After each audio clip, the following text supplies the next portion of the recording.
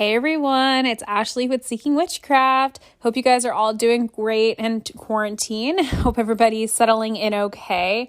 I know I definitely have been home for a little over a month, and I'm happy I have the cats to talk to. And I'm happy that I have everybody I can interact with online as well. So I hope everybody is doing well and staying safe. So anyway, today is about astrology basics. And today's episode is actually formatted a little bit differently than what my normal episodes are like. What I mean by that is that I had a co-host come on named Tianna, and Tianna really kind of took the wheels and really gave the information for this episode. So I personally don't know a lot about astrology at all. And that's why it's taken so long for there to even be an astrology episode for this podcast. So Tianna, she knows a lot about astrology. So I was like, hey, you want to come on? And she was like, oh, yeah. So super happy about that. So you're going to hear from her as she goes through just the first episode's going to be about super basic things. So she goes through the different zodiac signs and their correspondences and some sun and moon type things and ascendant type things. And what I think is one of the fun things about this episode for myself personally is that because I don't know a lot about astrology, I was actually learning as she was, talking. So I thought that was really awesome. I really enjoyed that. But yeah, so I'm about to play the episode shortly. I do want to say two things. One is that there is going to be a part 2 of this astrology. I guess you can call it trilogy or whatever, because there is then a part 3. So part 2 talks a little bit more in depth about astrology than what we talked about today, or what this episode is going to talk about. And then part 3, we're going to record sometime soon in the future, and that's going to be about using astrology and witchcraft. So that's going to be a really fun episode. But yeah, so before we begin, as always, I'm going to play a short little ad. And then I also want to give a super special shout out to my Patreon supporters in the Witchling group. So thank you guys so much. So if you're wondering what I'm talking about, very short. I did create a Patreon, as I mentioned before. At first, I was kind of against the idea. I felt bad, having something like that. But people were giving me support through my Anchor platform. And first off, it's 100% appreciated. Oh my gosh, guys. Like, that is so incredibly kind of everybody who felt compelled to do that. I really, really appreciate it. Because it all does go back into the podcast. But I felt bad with the Anchor support that I was having to get on this podcast and ask people to please give me their contact information so I can personally reach out and say, oh my gosh, thank you. So with Patreon, by creating that, I was able to get people's actual information so I can personally reach out to everybody who supports. And it's also given me a platform to be able to give back to listeners as well. So again, super special shout out to the Witchling group on Patreon. You guys are really, really awesome. And I really appreciate all the support. So, all right. With that, we're going to go ahead and get started in just a moment. And I will speak with you all very, very soon. Stay safe. Hey everyone, welcome to Seeking Witchcraft. This is Ashley. And today we're going to do an episode all about astrology. And I'm super excited to have a lovely co-host on with me because, as I've told people in the past, unfortunately, I don't really know much about astrology.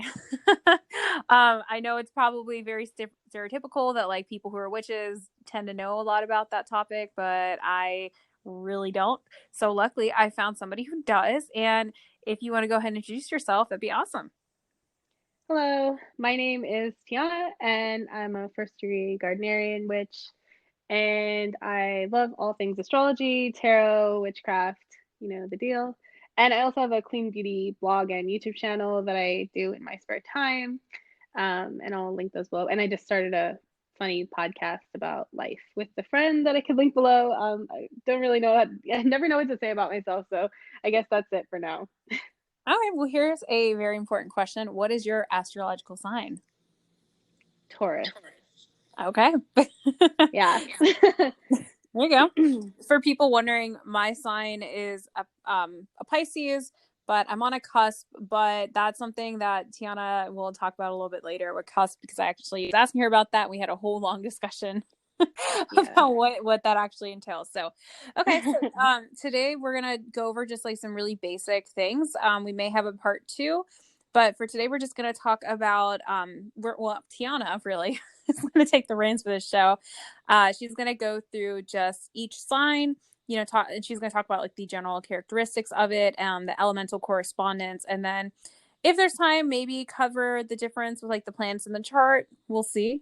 Um, One of the cool things about this episode is, as I mentioned, I really don't know anything about astrology. To be honest, if you ask me to name off all the astrological signs or whatever, I'd probably get it. It might take me a little bit of time, but I might get it. Maybe I might not. So it's kind of like the roles are flipped here. Like I'm super beginner. And so I'm also going to be learning as we go through this podcast. So I'm excited for that. So yeah. So Tianna, you all ready? Yeah, I guess so. Cool. So do you want to go through and talk about just like go through a quick introduction or explanation of all the signs? Sure. So, I'm not going to list the dates because the birthday date specifically will vary by a day or so, depending on what website you look at. Okay, so the first sign in the zodiac is Aries. Aries is a fire sign. They're known for being very lively, for being good at like having that quick, spontaneous energy to kick things off. They're very good initiators. Again, they're a fire sign. Fire signs are known for being very passionate, energetic. They can very easily start things, but they're not good at finishing things all the time, depending on what you see in their chart. And we'll talk about that later. Um, Taurus is very stable. They're an earth sign. They're known for their reliability, for being stubborn, stuck in their ways. You can see a million memes about how they love to eat, but the reality is they just love aesthetics and creature comforts. Taurians will like when they're scared or uncomfortable, they want to reach for that comfort. And for depending on what their chart looks like, different Tauruses will reach for different things. Okay, so Gemini are known as the twins. A lot of people associate them with lying, but they're actually more often than not just have two sides to them or multi sides, right? Like they're a multifaceted sign. They're ruled by the sign of Mercury, which is the sign of communication. And so they are air signs. They're very quick of energy with ideas and inspiration. They often have their hand in like multiple things. This might be like the friend you have that has like several jobs. They have like several interests or a million hobbies, and they're good at all of them. Um, then you have Cancer. Cancer is a water sign, and their symbol is the crab. And they're ruled by the moon, and the moon rules emotions. So, like, Cancer is just like the epitome of the emotional water sign. They're very, very deep. And they often get the meme of like the nurturing mom sign, but the reality is that they actually just have very deep emotions. They're very nurturing. They're very caring about their friends. But the other side of Cancer is that they're actually very ambitious. And you see a lot of cancers too, like famous celebrity cancers who are like super girl boss type of women, even though they have that nurturing Cancer sign. And again, it matters all so much matters of what is in their natal chart more than their sun sign. And again, we'll talk about that and it'll all become clear. So then we have Leo. Leo is a fire sign, and they are basically the lion of the zodiac. And they're known for their pride. They're definitely prideful. They love to be in the spotlight, like they're very limelight. A lot of Leos are famous, or there a lot of famous people have the sun sign Leo or Leo very strongly in their chart. And really, what they're known for is leadership. They shine best when they're in a leadership role and they can lead people in the most authentic way. That's when Leos do the best, is when they're in a leadership position. And they're also like family people too, but we'll get into that. Again, it matters what's in your chart. I'm gonna keep saying that because people think that everything is about the sun sign, but the reality is that everything is about what your chart looks like and not what your sun sign is. You might even find that you don't identify with your sun sign and you identify with your moon sign or your ascendant. Okay, so moving on. So then there's Virgo. Virgo is another earth sign, and they are another sign that's ruled by Mercury. They're a detail oriented analytical sign. They have the same sort of characteristics of earth signs where they're reliable and they're stable and steadfast, but they are very detail analytical signs. A lot of memes associate them with like being the nitpicky ones, the ones that want to fix everybody. And they can have those characteristics, but more often than not, they just like to focus on the finer details and they want things to be perfect, right? So Virgo is the virgin archetype. And so they are these like selfless server people, and they're also self-reliant. So they can do everything on their own. That's why they like to help other people to be, trying to achieve that perfection. But yeah, again, very detail oriented sign. Then we move on to Libra. Libra is the scales, and they're an air sign, and their entire MO is to achieve harmony and balance. A lot of Libras get shit for like being people pleasers or pushovers or not saying what they want because they want to achieve peace. And that might be true for some Librans, but more often than not, they're very creative people. They love art and they have that aesthetic um, sort of love of the arts, right? The love of those creature comforts, kind of like Taurus, but less in a in a I guess like in a less in a tactile way, right? Like more in like they appreciate the arts. They can look at things and intellectually appreciate them, and they just have that appreciation for beauty and the arts and again harmony. Okay, so then we're moving on to Scorpio, everybody's favorite sign. I feel like everyone is always curious about Scorpio. Scorpio is a mysterious water sign. And obviously, Scorpio is the scorpion, right? So, like, very deep intellectual people. They're very associated with like the occult and secrets and mystery. Um, but they are, again, they're very deep emotional people, and they definitely have they're like known for having the trust issues and for not being able to trust people because their fear of betrayal. Again, it matters what's in your chart, not your sun sign, because you might meet a Scorpio and be like, oh, I had no idea you were a Scorpio, because their moon sign something totally different. Okay, so moving on, then we have Sagittarius. Sagittarius is the archer. They are a fire sign, and we're later in the zodiac. And if you can kind of create a parallel between tarot and zodiac, tarot tells the story of hero's journey, right? Zodiac kind of does the same thing. So where Aries is the first sign, they're the youngest sign, and as we go further down, the signs get older and more mature. So keep that in mind. So Sagittarius, again, a fire sign. They are the archer, so they're very good at looking at things in the distance, pulling that arrow back and aiming for what they want and hitting it straight on. They also are like the explorers of the zodiac. They are known for like their love of travel and exploring and their truth seeking. Really, they just want to explore and expand and grow because they're ruled by the sign of Jupiter, which is all about expansion and good luck and optimism. And so, a lot of people with heavy Sagittarius in their chart, you might find that they love to travel, that they love learning new things. They want to learn everything about everything, and they want to explore the world because they have this love for the world.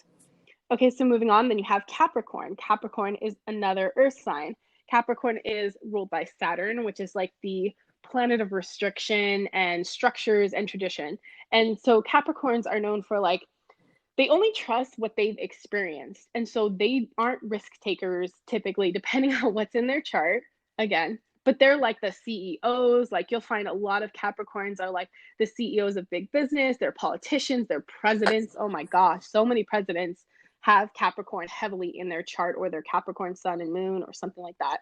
They are always want to be in that leadership position. They love power. But a Capricorn that's not like become a villain of themselves is someone who has that power and uses it for good, maybe in a humanitarian sort of position.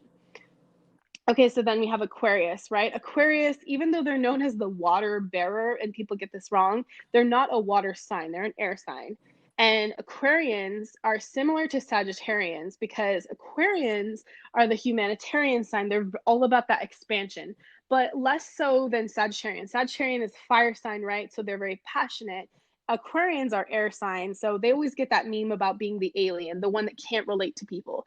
But the thing is, it's not that they're not emotional, not that they don't care about people, but more often than not, they're humanitarians in the sense that they want to help people at large, but they often struggle to relate to them because, again, they're an air sign, they're in the air, they don't know how to be necessarily in their feelings all the time, depending on what's in their chart, and so they might not emotionally relate, but they definitely have that compassion for the planet and they want to do good things. Um, so the final sign in the zodiac is Pisces. Pisces is a water sign. They're known for their imagination. They're very creative people, they always want to create art and beauty. They believe the best in other people a lot of times, or they have like major trust issues and want to believe the best in people but don't trust themselves to trust others.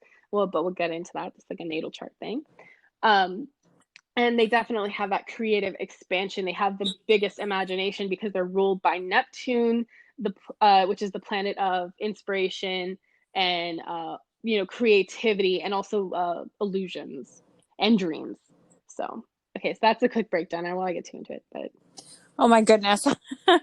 So that was a ton of information. Thank you so much. I have a million questions for you. oh my god, okay, good. Okay, so oh gosh, where do I begin? So let's see. Let me start with the cusp because the other ones can kind of work its way after that. So you had a Of course. whole opinion about cusp. So can you explain like what that is to somebody who doesn't know and like what your view is on them? Sure. So, okay, before I got into astrology, I was super obsessed with cusps because, as I was telling you before we started the podcast episode, that I'm born basically right on the cusp of Aries I'm also Taurus. a cusp, So I by the used to, way. Fun fact. okay, yeah, nice, nice. Okay, so I would read both sun sign horoscopes when I was a kid because I'd be like, I don't identify with this Taurus. Maybe I'll identify with the Aries, and I would read both. And so you might find so many astrologers get so heated about this cusp controversy. Some don't believe in cusps at all. And you'll find once we talk about natal charts that they don't matter as much as you think they do. Because you're relying only on sun sign info. And when we talk about how to read your natal chart and the different areas, it'll become very evident why it doesn't matter. So a cusp basically is if you're on the line of one sign to another. So again, like me, I'm barely a Taurus, 0 degrees. So right on the cusp of Aries and Taurus. And you might see that you have the same thing, or you might see that you're like 45 degrees into whatever sign you're in, and then you'd be like full on into that sign. But there are also these things called decans. Decans are the three sort of separations in a sign. So there are three decans in each sign. So you might be in the first decan if you're like in the first part of the date, the dates. What is it called? Like you know, uh, like from April 20th to May 21st, I think is Taurus, right? So we'll just go with that. So if you're April 20th to April 25th or April 30th, you might be in the first decan. And then April 30th to May 10th, you might be in the second. I'm just spitballing here. And then May 10th to May 20th, you might be in the third decan. And each sign has that sort of separation into thirds. And so when you have that, if you're in the first decan, you might find that you have all these Aries sort of overarching aspects in your chart that show up in the houses or show up in each planet, right? So you might have like Mercury in Aries or something instead of in Taurus, even though you're a Sun Taurus. So you have Aries influencing your chart. And even though, again, you're a Taurus, if you're in the second decan of the sign, most likely you're going to be the one that really identifies with your sun sign because you have that sun just influencing your natal chart very strongly. If you're in the third decan of your sign, then you're going to find that the following sign, so like if you're a Taurus, then it would be Gemini, you're going to find that Gemini influences your chart a lot more heavily. Or it's a split between Taurus and Gemini, depending on where you land in April, May, for that sign. Okay. So I'm trying to think like the next question I want to ask you because I have a whole list of them that No I came problem. up with as you were talking and going through the elements. I want to ask you about the moon versus sun sign, but before that, I want to ask you one other thing because I feel like you'll get lost if we go from moon versus sun. So you had Okay. mentioned the zodiac. So you said, for example, like Pisces is the last one in the zodiac. Do you know exactly like why that's the case? Like why they follow that specific order? Oh, I'm okay. So there is a whole set of mythology, and there are professional astrologers that I urge you to go look up on YouTube that will tell you the story of your archetype. And there's a whole range of the mythology for each sign, right? So like the sign of Taurus. I'm just going with Taurus because that's my sign. That's the one I know the most about. But Taurus is the story of the Minotaur, which is the cow sort of creature. And it was like this person that was cursed and sent to be with the Minotaur, who's this monster. And sort of the story, the mythology of this tells the story of Taurus. And there are astrologers that will, again, tell these stories to you, and they'll explain why it relates to your sun sign or whatever sign you're looking at. If you're looking at your moon or rising signs as well, you can listen to these mythological stories. I believe it's Greek mythology that it goes back to. Um, but it might be Roman because they always kind of like overlap. But basically, those stories tell the story of the zodiac signs, and they tell them in a certain order. And so I forget why the signs are in that order, like why Pisces is more mature than Aries. But I do know that, like, in terms of characteristics, Aries is always like more mature, right? Like they're the ones that they're fiery, but they know how to kick off and initiate. They're known as the initiator. And then when you get to Taurus, we're the manifestors, right? So Aries is really good at kickstarting something and jumpstarting it and, like, kicking off from the ground and really making that first effort, that putting that fiery energy into it.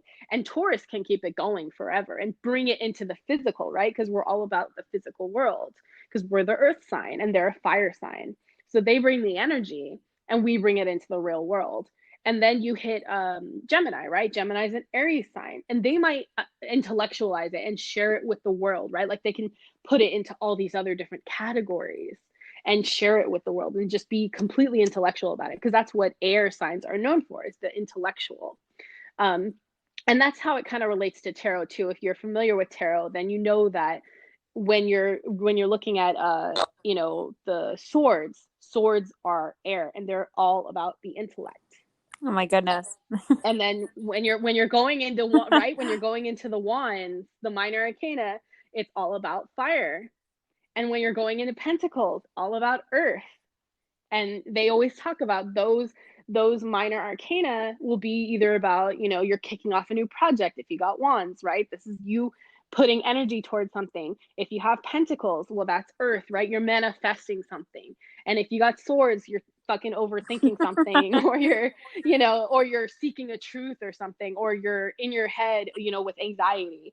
So that sort of relates to tarot in that way. And once you get familiar with astrology, you can kind of, make those connections. Yeah, there is so much for me to learn about astrology. I was telling Tianna the other day, I was just like, oh, I thought like Scorpio would be an earth sign because like it's a scorpion. Like, why are they water, or like whatever they are? And then I said this to somebody else the other day. I was like, oh, Aries is an air, but like it has the word air in it. Like it sounds like what do you mean it's fire? So I'm very much not a very knowledgeable person when it comes to astrology. Like I am like beginner 101 with this. Whew, okay. So do you want to talk about the moon sign versus the sun sign? Like, so I know for myself, like I have a different moon and sun. So it's like, well, why would they say that I'm a Pisces when I'm really like, I don't know, an Aquarius or something? Like how, which one should I read from? Like, why does it matter? Like, is there different aspects from like your moon and your sun that like you have in your life? Like, how does that all work? Okay, so let's not just talk about sun and moon, if that's okay. Can we talk about sun, moon, and Yeah, ascendant? Those are the three most important aspects of a person's absolutely. chart. They're the strongest Yeah, influences. absolutely. Go ahead.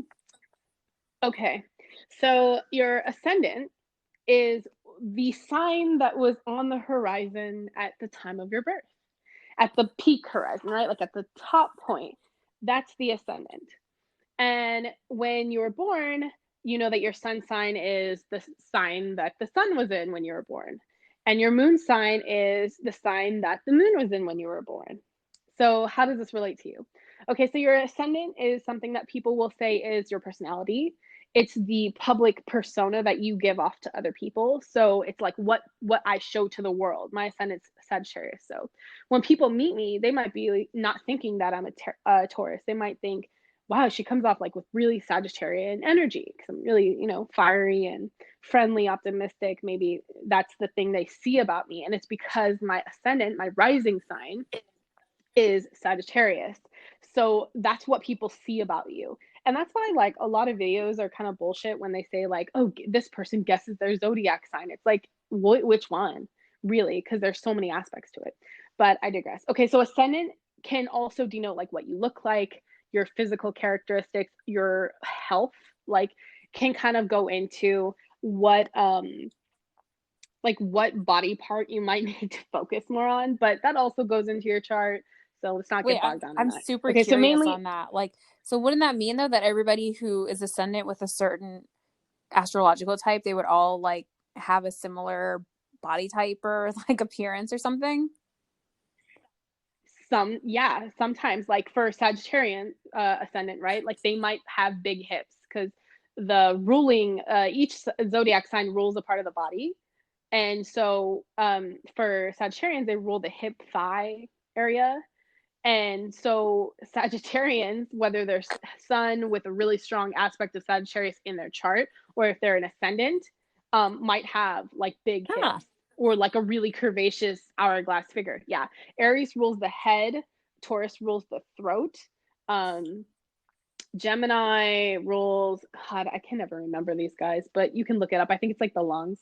But each body part is ruled by a different sign. And you might find that you struggle in this area. Like I'm a Taurus, right? So for me, I actually find that like I'm really prone to coughs. And so I take care of that extra because I know that I'm prone to coughs. And also there's a lot of people like if you're an ascendant or sun moon or ascendant in a certain sign, you might have that sign's gift, right? Like so you might find that you're a Taurus sun or you're a Taurus rising or a Taurus moon, and so you have a gift of singing because we rule the throat. Oh wow. That's so interesting. I've never heard of that before. And now I am like Mm-hmm. incredibly curious as to what mine is. Yeah, yeah. I'll give you some books and videos to go look at. It's really According fascinating to stuff. CoStar, like So, my ascendant is in Libra. So, oh God, no, what ooh, does that mean? ooh. Oh, I just like to freak people Oh out gosh. about their signs. Okay, and that's the other important thing to realize about your chart is that you're going to have really great strengths in certain areas and you're going to have weaknesses, okay? But everyone has it.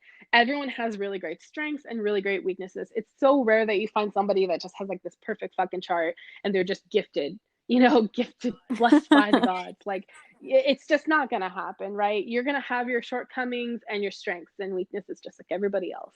So don't get bogged down and like, oh, I have the shit sign. I'm a Gemini. It's like, okay, but what else is in your chart? All right, so just to continue on of the sun moon rising before I get off completely off derailed. So your ascendant is your appearance, and it's also again your public face, like what people see about you. It might not be what's inside, or it might be partially like just a part of your personality, right? But the more surface part, the part that people see, right? Because it's the horizon, it's the immediate thing that people see first.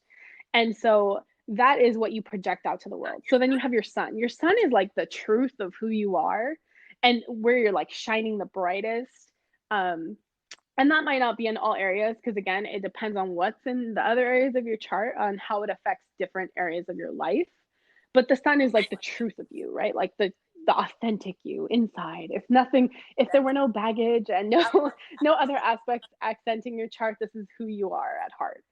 And then there's the moon. The moon is your emotions and your emotional state and who you are inside, kind of the stuff you don't show to other people, right? And it might even influence, the moon represents your mother. So a lot of times it's like it could represent how your mother was to you or how you saw your mother, right? So, like, for example, if you have a Gemini moon and Gemini represents how you see your mother, then your mother might have been really sociable. She might have been talking and doing a million things and all over the place. She might not have been in your life as much, or she might have been. She might have been able to teach you random facts about everything because she just knew all of these facts about things. She might have been able to, have multiple jobs at once. It really depends, obviously. But that's just like an example of what that could mean for your chart. And so because you saw your mother that way, this is how a lot of astrologers will explain your moon sign. That's how you relate in your emotions in a Gemini way. Okay. So I don't know, maybe it's just me. Like I look, so I have that CoStar app because I got pressured into downloading it, so I did. God, I hate Okay, that well app. then you might have a very good thing from what I was asked you. So like on my CoStar app, so my chart is like my sun's in Pisces, my moon is in Aquarius, and my ascendant is in Libra.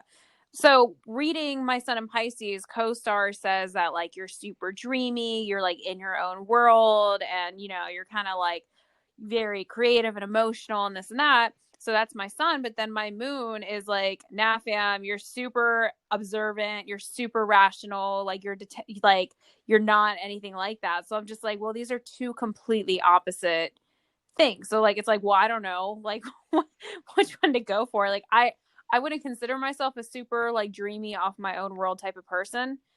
So, but then I think you said like the sun is like how like your identity. So I'm just like, well, I don't really identify with that. So I'm just like, I don't. So then I have this whole thing with like astrology where I'm just like, oh my gosh, like I don't know where to go from here. Like if I don't necessarily agree with my chart, like how do I go with the rest of the astrology world? And I think that's what stopped me from like when I was younger. I never got super into it because I would read, back then I was just like this shit off the back of the magazines, like, oh, Yeah, yeah, like the Cosmo. Cosmo, or like, Yeah. God, not even Cosmo, like 17, like when I wasn't even like, yeah, like back Oh then. yeah. Now I'm a little bit older, I'm more involved with witchcraft, which does reference astrology, it does. So I am trying to learn more about it, but it's like I'm trying to get past this block where it's like I don't necessarily agree with what's in my chart.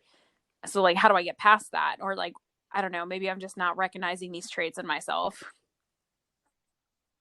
Okay, so I'm gonna assume you haven't actually read your chart because you let CoStar read your chart.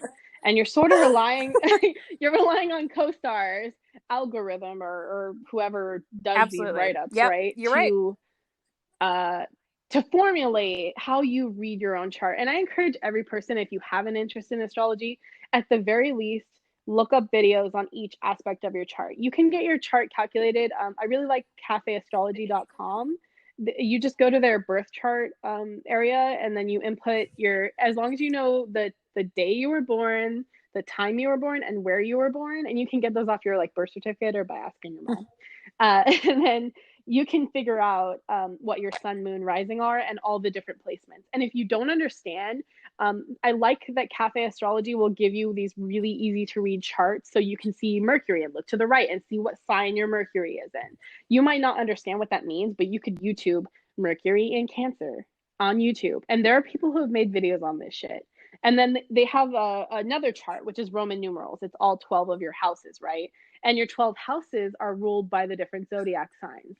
Um, and so you can, or sorry, not ruled by the different zodiac signs, but ruled by different areas of life. I think they are actually ruled by different zodiac signs. Yeah, they are. But yeah, they'll tell you like if you have Pisces in the first house, how that affects you.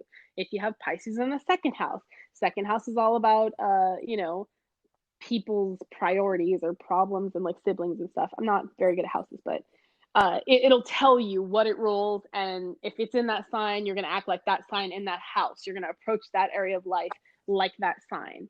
So that's why it's important to know your chart. Even if you don't understand, you're not a professional astrologer, you can look to these videos these professional astrologers have made, help yourself out, and it will help you understand yourself better. Now, sun, moon, and rising are always going to be the most important, strong influencers in a person's chart. But there are these minor influencers, right? That'll kind of help you into how you communicate, how you are in friendships and relationships, how you fight with people, how you love people, how you appear to others in a relationship, what your relationship compatibility is with others, because it's not sun sign all the time. Most of the time, it's Venus and Moon that will actually be stronger indicators of whether someone's compatible with you. And then there's these outliers that are like, what's your Neptune and your Saturn in? How do you learn best? Do you learn best with structure, or do you hate structure because you have fucking Sagittarius and Saturn? Like, do you trying to be a Sagittarian, not have boundaries, not have structure? Or do you do well with structure, but only when you can expand? There are all these different aspects to your chart. So you plugging your numbers in and not seeing what your chart actually is and just giving the information to someone else, I mean, yes, it makes it easier on you because it just sort of gives you an answer, but it doesn't really explain why. That makes sense. Yeah. I mean, I know a bunch of people who use the CoStar app. But I mean, it does make sense of like, it's gonna, they only have so many paragraphs, I guess, that they write per astrological sign, so it's bound to repeat over time. Um, yeah. Right. And the thing about CoStar too is it's sort of like the modern day Cosmo to me. Yeah, you put in your sun, you're not your sun, your birthday, your time, and your location. So they actually do calculate your natal chart. But the problem is they make it so complicated. I don't like how they lay out your chart for you. It makes it extra complicated to look at and even harder for a person to figure out what the hell they're looking at. Probably because they want you to rely on their app, but it's easy for the person that just wants to wake up in the morning and have like a little blurb of what the fuck their day is going to be like, or they like the catty, pithy one-liners you get where it's like, don't go to the store, ho. You know what I mean? Like that's like the kind of shit they Yeah. give people.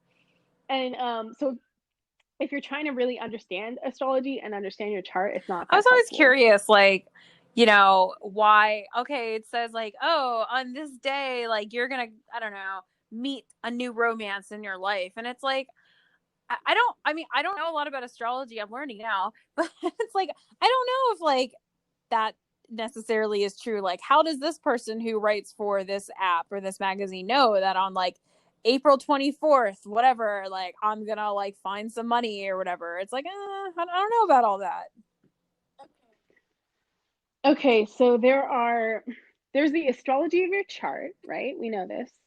There's also the astrology that's happening Ah, right now. interesting. So professional astrologers, yeah, I don't want to overwhelm you with this, but once you understand your chart and you know what's in your chart, then you can go and look at every monthlies that certain astrologers do, where they talk about like right now, Saturn is in going into Aquarius, I think. It was just in Capricorn, and believe it's going into Aquarius and it's going to retrograde back and whatever. I don't want to get too complicated with this, but basically, Saturn right now is in a planet, and all the planets are in different planets. Venus is going into Gemini, I believe, and so there's different planets right now that in your day right now are in a planet, and we can talk about how they are going to affect the collective.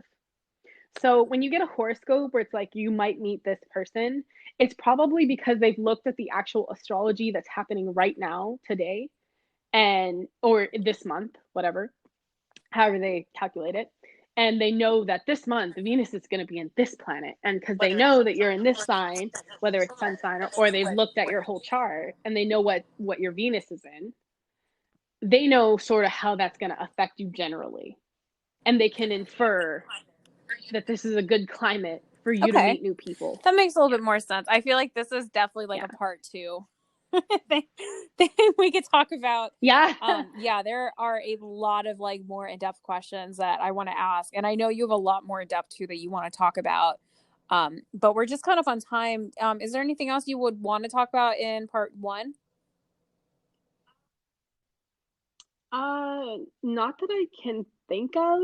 Um, the first step really is just finding out your birthday, where you were born, and your time. And then next time, I'm hoping we can talk about the different chart aspects. And that will give you guys kind of a jumping point of how to look at and read your own chart and how it can help you understand yourself better, understand how you are affected in different areas of your life, and also what life path you could take because your chart Oh, can wow. actually tell you these Well, it things. sounds like there's a lot more for us to learn, especially myself, when it comes to this topic. So, okay, Yeah, cool. Well, thank you, Tianna, so much for coming on. Um, yeah. So, how can people find you absolutely. if they want to hit you up?